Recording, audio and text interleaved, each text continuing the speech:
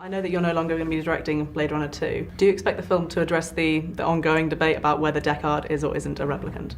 Is that going to come up? He is definitely a replicant. That's what I thought was thought. You like that? Yes, I do. That's what I think. But I know. Did you win money? Did you win money on that? I should have put a bet on it. I wish that I had now.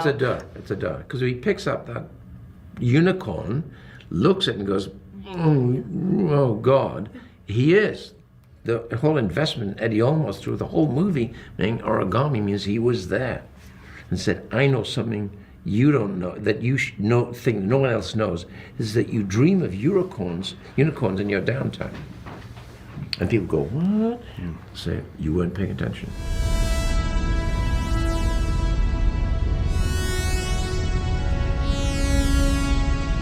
So welcome to Trim and the Movie Fat, the podcast where we trim films from franchises that don't belong.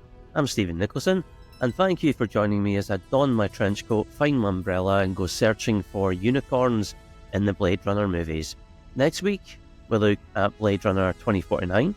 Today, the focus is on the hugely influential original 1982's Blade Runner. Joining me in my spinner heading to the Tyrell Corporation building is my friend and guest, Davie Melon.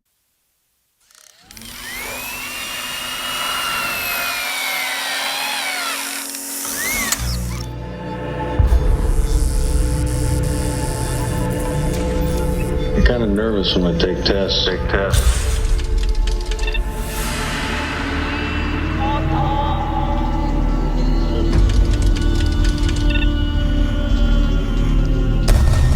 I've got 4 skin jobs walking the streets. They're either a benefit or a hazard. If they're a benefit, it's not my problem. I'm Rachel. Deckard. Have you ever retired a human by mistake? No.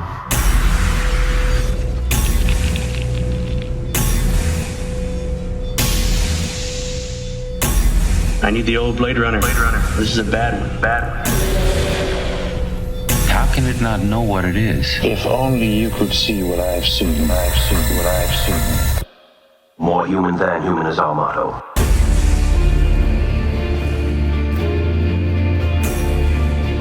What if I go north? Disappear?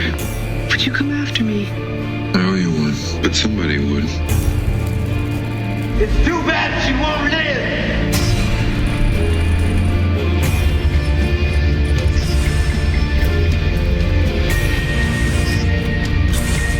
I can see you. Time to die.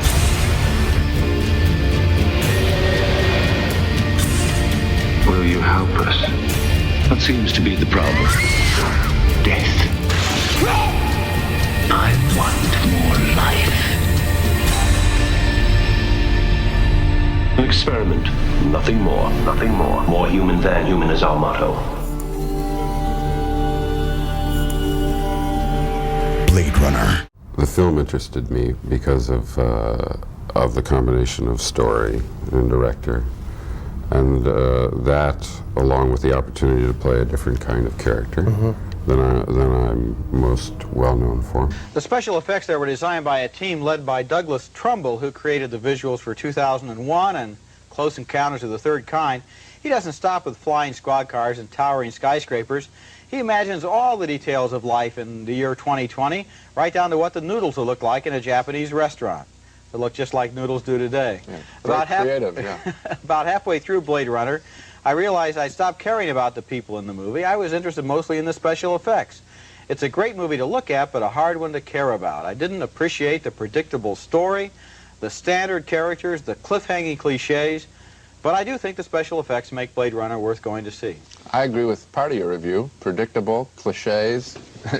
What about the special effects? Dazzling for the first 20 minutes, and then what? I mean, this story goes no place as far as I'm concerned. I invested a lot of energy in this movie watching it because it was so striking looking. And Harrison Ford is an attractive actor, and he does take us through any adventure that he's in. But I'm sitting there halfway through the picture saying, where is this going? And when it's over, I think I've wasted my time. I admire the special effects, but Roger, there are a lot of people in this country and in England who can do this quality of special effects, so I don't There are not a lot of people who can do this Well, a handful. quality. What I'm saying is that 5 or 6. they in and of themselves That in and of itself doesn't make it a film Well, worth going to see. I'm trying to give Blade Runner a pretty specific review. I didn't believe in the story. I didn't care about the characters. Okay. On the other hand, to look at the film, the set decoration, the design, the visual conception of this Los Angeles didn't get tired for me in 20 minutes. I felt as if I were being shown a world I hadn't seen before. It was done by Ridley Scott, who made a similarly attractive-looking film, an Alien, but at least they had a conventional pull you through the picture story there, a horror film. This film, I think, is a waste of time. Pretty to look at, but a waste of time. So Blade Runner was released in 1982 and directed by Ridley Scott. So the plot has Deckard, played by Harrison Ford, who is forced by police boss Emmett Walsh to continue his old job as a replicant hunter. His assignments eliminate 4 escaped replicants from the colonies who have returned to Earth.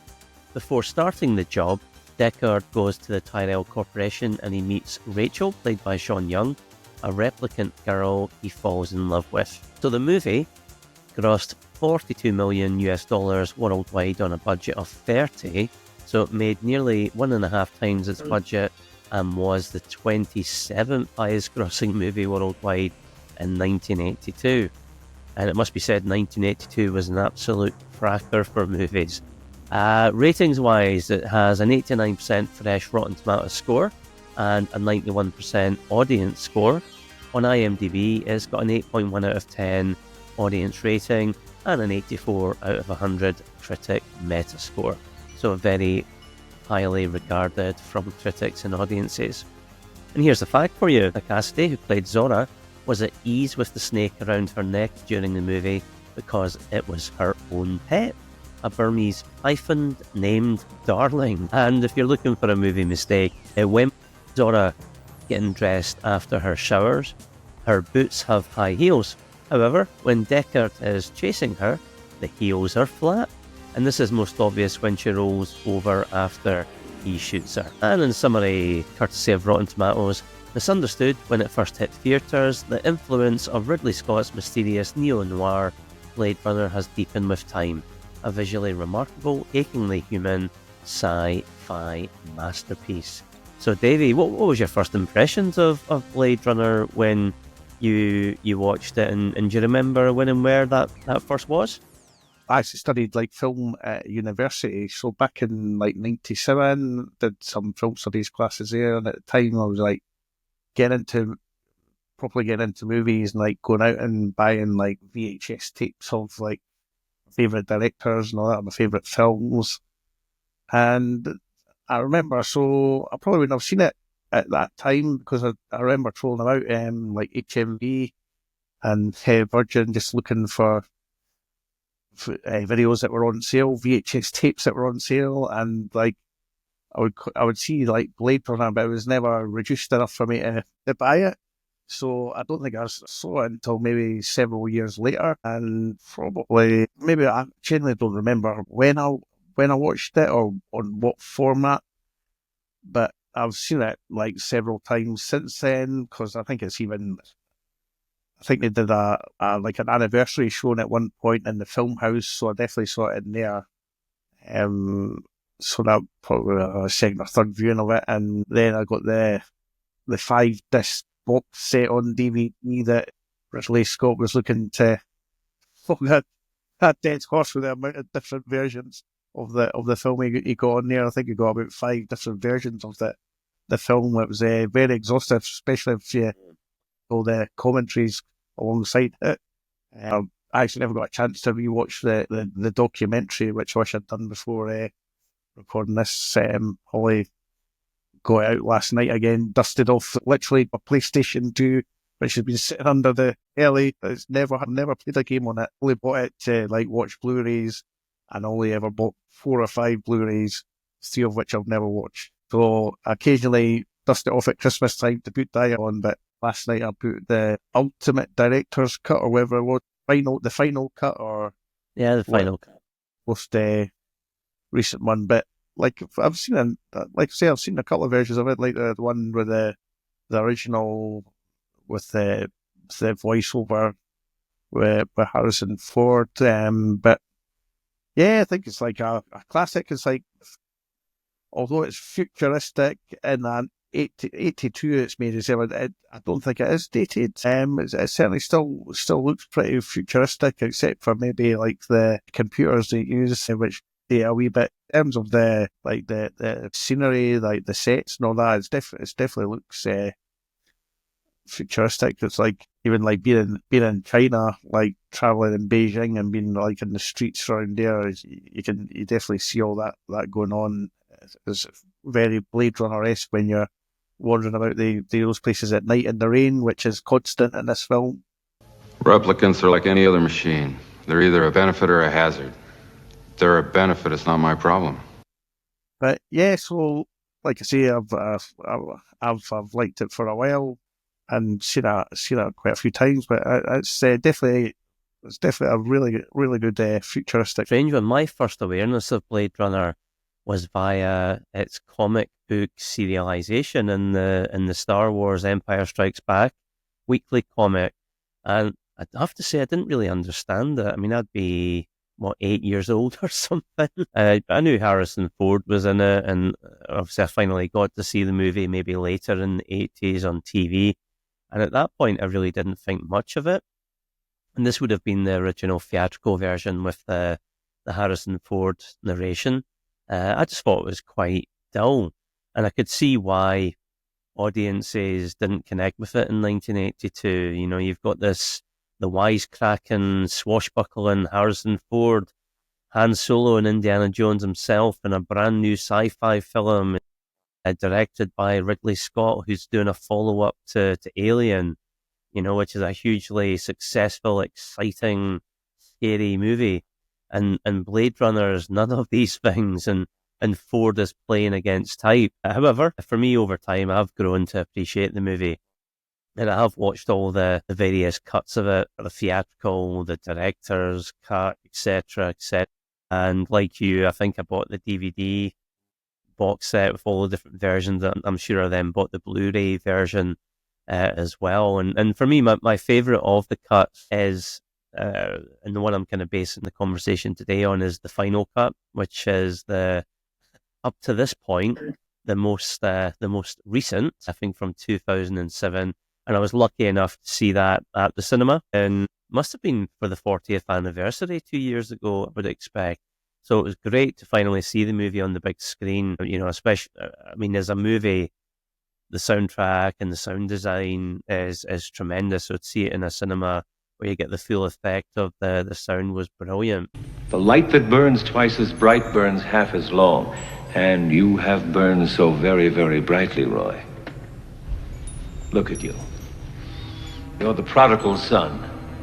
But I think the final cut brings all the best elements of all the other versions together, and obviously it omits the Harrison Ford voiceover. Which of the versions is your favourite? Yeah, well, I would definitely say that the one we're talking about, the final cut, is like all the restoration work they've put into it really, really shows off, especially when you see it on the big screen.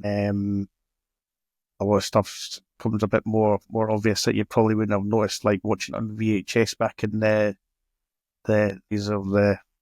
giveaway of the shine in Harrison Ford's eyes. You wouldn't have necessarily picked on that up in the end, or maybe it wasn't there at the time when they decided to add it after it. And that's a really good point, because I know for years and years and years Ridley Scott would say that Deckard was a replicant, and Harrison Ford would say no, he wasn't.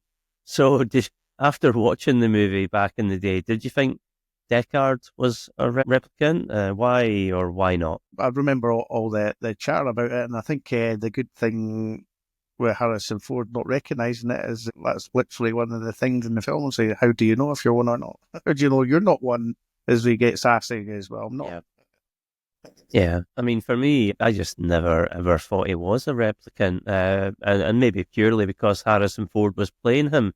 You know, it's Indy, it's Han Solo. He's as human as you can get. So, it's quite interesting. You've got the director and the star disagreeing over, if you like, the genetic identity of the main character in the film. You're reading a magazine, you come across a full-page nude photo of a girl. Is this testing whether I'm a replicant or a lesbian, Mr. Deckard? Just answer the questions, please. You've got to, because it's a, like, the Philip K. Dick source novel, of course he's a replicant. That's the whole reason Philip K. does what he does. He does these mind-melding, writes these mind-melding novels that have got these subtext in them, so of course he's a replicant. There's no way that he isn't. Who do you think are the most compelling characters in the movie, and why? J.F. Sebastian. Like, he's a really, like I say, as a childlike actor, he's like a reverse Benjamin Button. He's like aging faster than he's actually living. So, he probably is towards his later teens or something like that, but because of his genetic condition, it's causing him to age faster than normal. But he's a really sympathetic character, and see what's happened to him with the two replicants that come from after. It's just it's quite sad in a way when he watches Tyrell getting murdered, and then he knows he's next. And all he's like, got any friends, he just had to make his own friends, and he lives in like a massive, this abandoned almost apartment building apart from where he lives, and there's just no one there. So that just like shows you how lonely he is. That's quite a sympathetic character. Yeah. How old are you? 25. What's your problem? Methuselah syndrome. What's that? My glands, they grow old too fast. Is that why you're still on Earth? Yeah. I couldn't pass the medical. Anyway, I kind of like it here. I like you. Just the way you are. He is. I mean, the movie itself is, I mean, it's so well cast with, I think, each of the leads bringing their A-game to the party. And I think Harrison Ford seems to be enjoying playing a more Philip Marlowe type detective. There's no quips here at all. I think Rutger Hauer impresses as one of movie's great bad guys, Roy Batty. And we'll talk a bit more about his Tears and Rain monologue in a moment. And I think Sean Young, plays the unique, confused replicant Rachel to perfection, and I do like her studied walk when she's first introduced, and we see her attraction start to build towards the character of Deckard, so she's impressive too. You think I'm a replicant, don't you? But what are your thoughts on Roy Batty's famous Tears and Rain monologue at the end of the movie? I've seen things you people wouldn't believe. Attack ships on fire off the shoulder of Orion. I watched sea beams glitter in the dark near the Tannhauser Gate.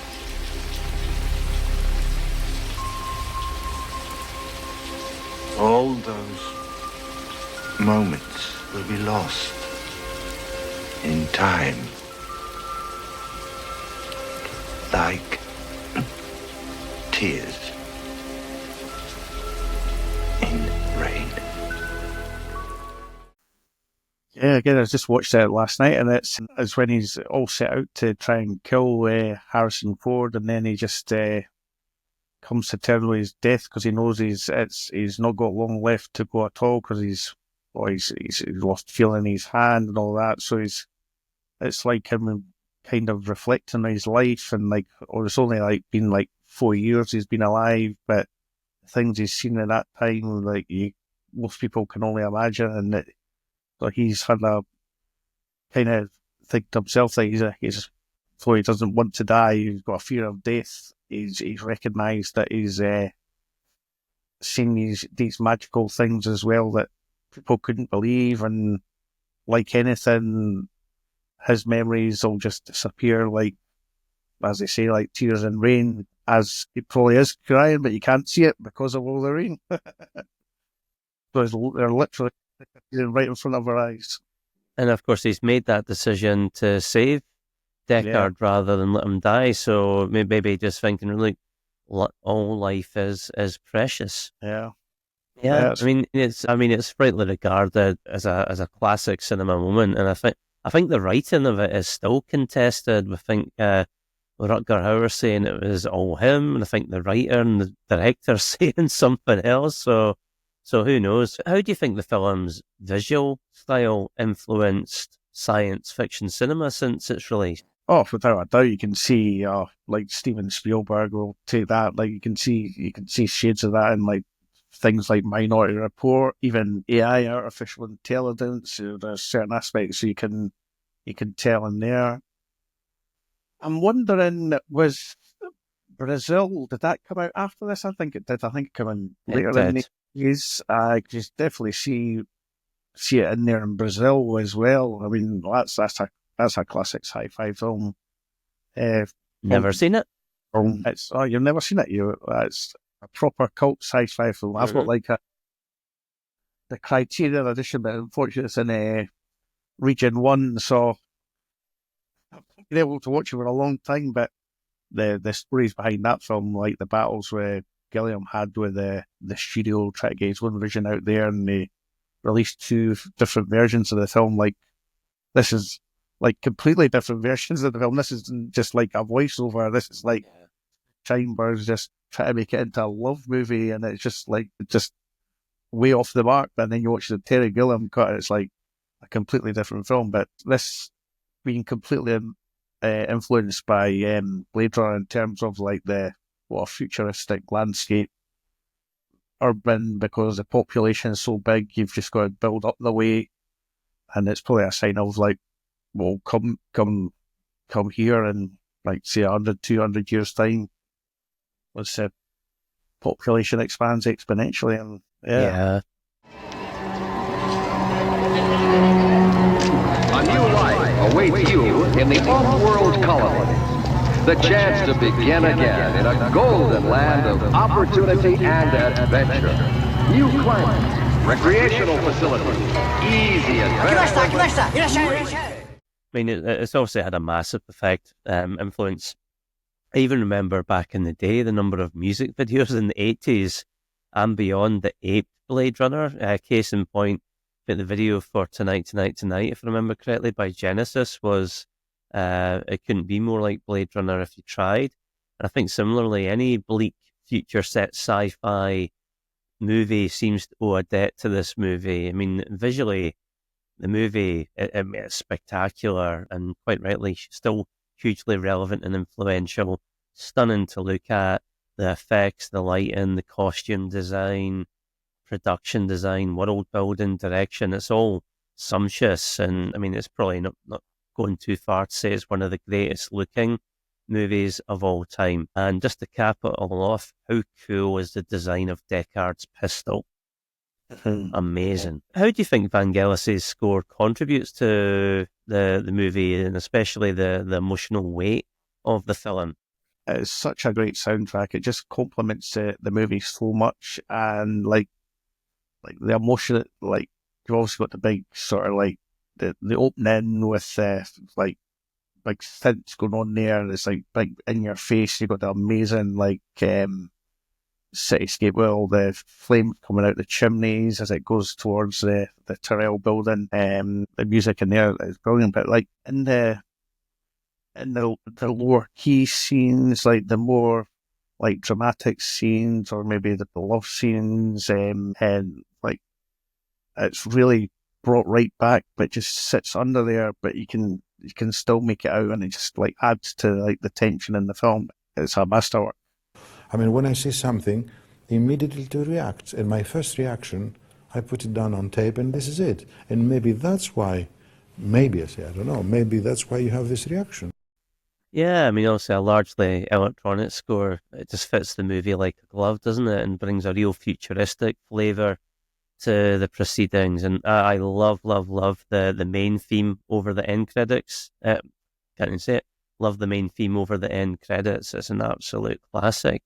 And is there a specific scene where the sound design or music had a significant impact on you? Like the very first scene in the movie, when you've got this slowly tracking forward and the future landscape, just to, like, this is what the future looks like, and like the massive synth noise coming out, it's just like gets you straight into the film. It really brings you in there.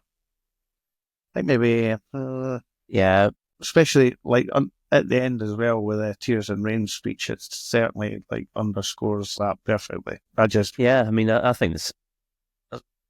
Yeah, I was going to say, I think the sound design on in this movie is up there with the visuals, just outstanding. I would agree with you. The two scenes at the beginning of the movie, just how it begins with that large boom, boom.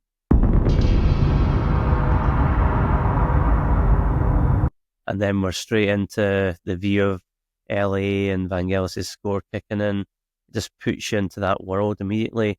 And I think that the final confrontation between Deckard and Batty with the gunshots, the rain, the birds, the broken bones, the running is fantastic work, isn't it?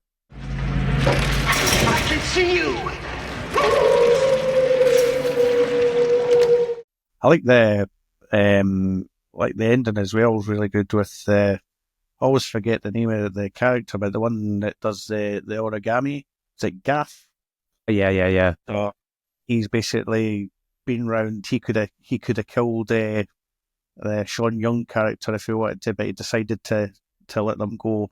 That's a great touch, but he just put that wee unicorn as a reminder that you're safe to go. I've done her. Yeah, we're watching. It's too bad she won't live. But then again, who does?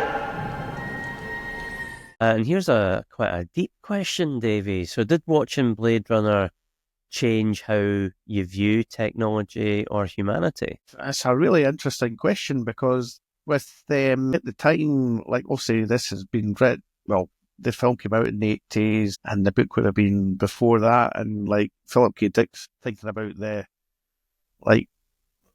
in terms of replicants, obviously they're robots, it's thinking about the nature of self, or they're robotic, they've got a fear of death when they know they're going to die.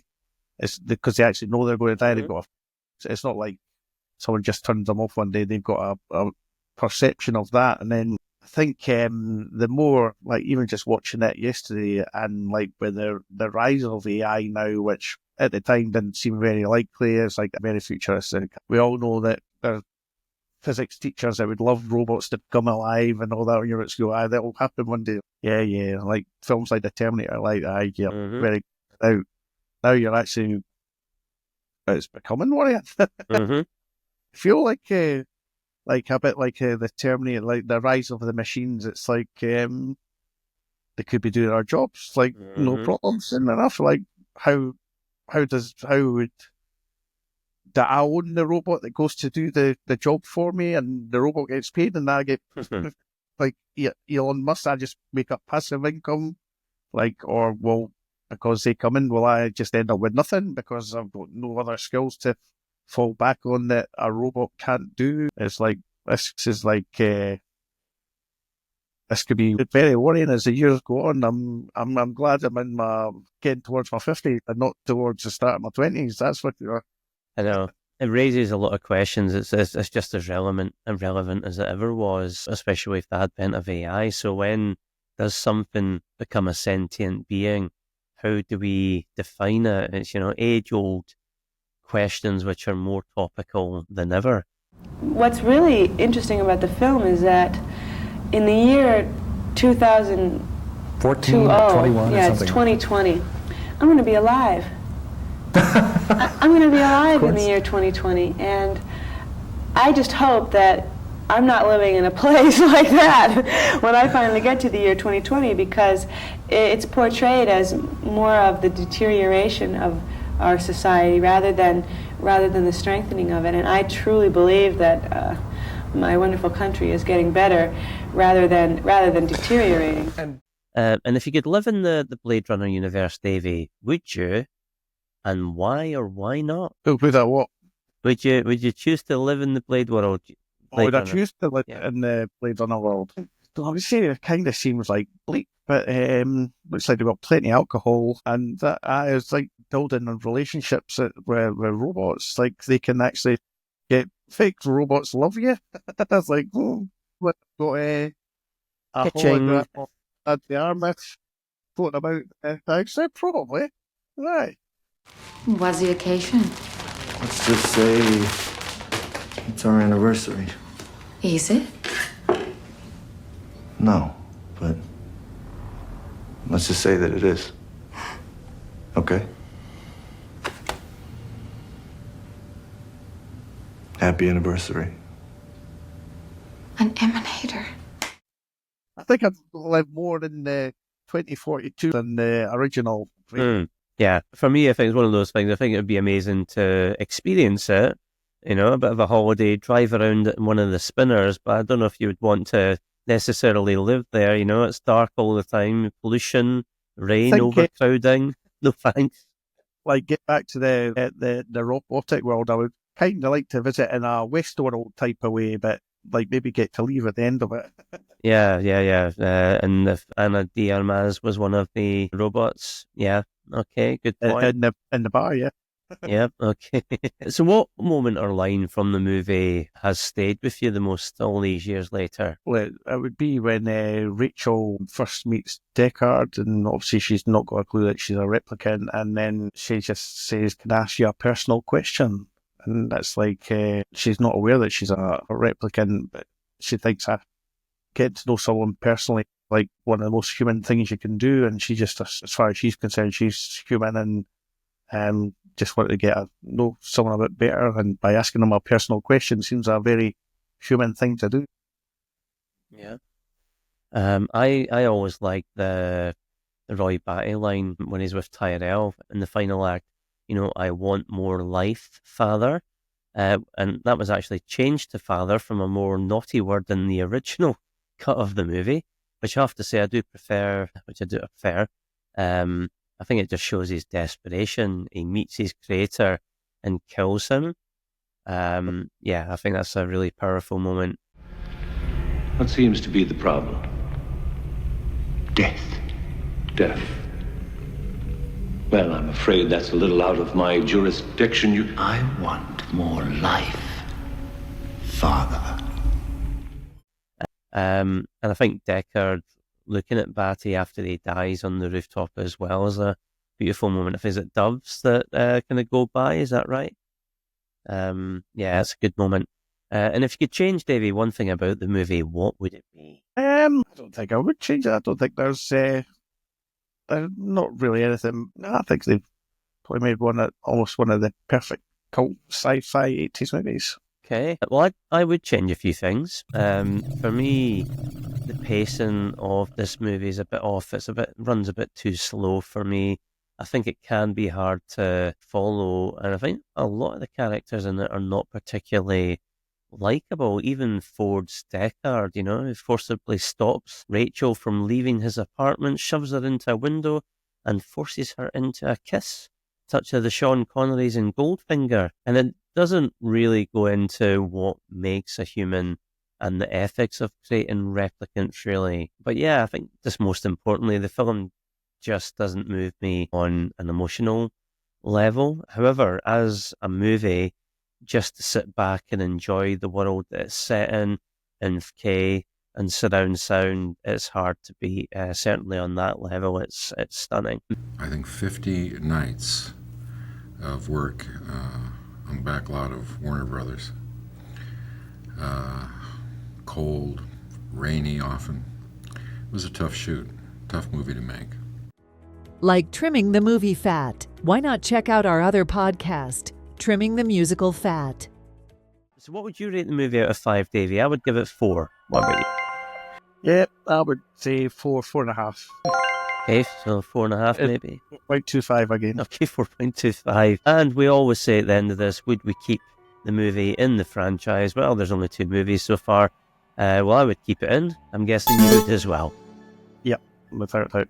Awesome. Okay, well, thanks for joining me, Davie, and thanks to you for listening. Now, please come back next week when we take a look at a sequel that was 35 years in the making, Blade Runner 2049. So until then, keep making those origami unicorns, Davie, and keep trimming. Trimming the Movie Fat is a Stephen and Paul Nicholson production. We'd love to hear from you. Contact us by voicemail via the Spotify link in the episode description. You can email us at trimmingthemusicfat@gmail.com. Keep up to date with the show and access exclusive content by joining our Facebook group, subscribing to our YouTube channel, and following us on TikTok. You can also check out our website at trimmingthemusicalfat.com. Thanks for listening.